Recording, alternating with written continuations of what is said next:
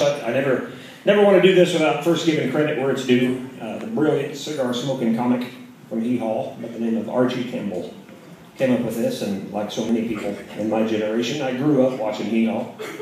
And I remember it was every Saturday night on CBS television. Saturday morning was cartoons, and Saturday night was Hee Haw. So that's my education.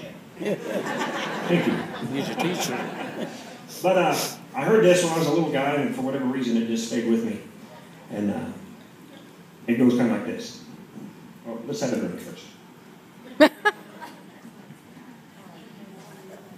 Just soda pop. Okay.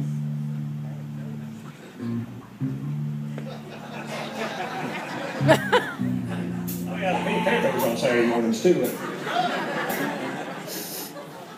Once upon a time in a car in the country, there lived a mare maiden named Cinderella. Now, Cinderella was a beautiful girl who lived with her muggly other and her two sad blisters. And as it just so happened, in this same car in country, there lived a very, very prancing Hince. And he was going to have a fancy fall. And everyone was invited for Riles Mound, especially the pitchweevil, where Cinderella's muggly other and her two sad blisters went out to get some drancy fesses to wear to the fancy fall. But Cinderella couldn't go, so she cat down in a shrine. And she was tending there a shrine when all at once before her very eyes there appeared her Gary Modfeather. And she had a cake boach and wicks hot sauces. And the Gary Modfeather said to Cinderella, because that was her name, she said, I want you to get into this cake boach and let these wicks hot sauces stick you to the fancy fall.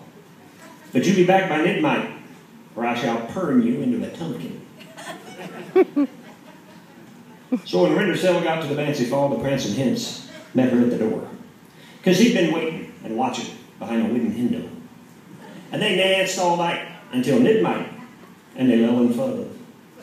And when the mid-clock struck night, Cinderella ran down the stairs, and just as she beach-drawed him, she fell on her foot and slopped her gripper.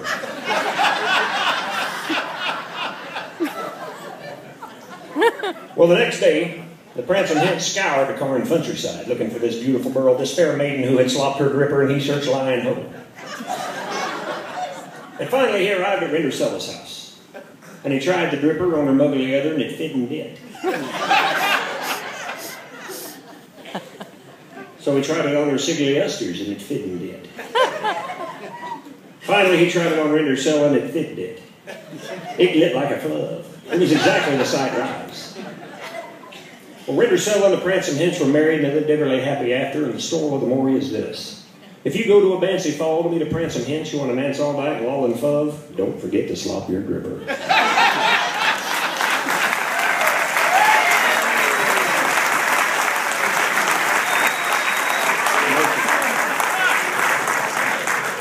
Thank you.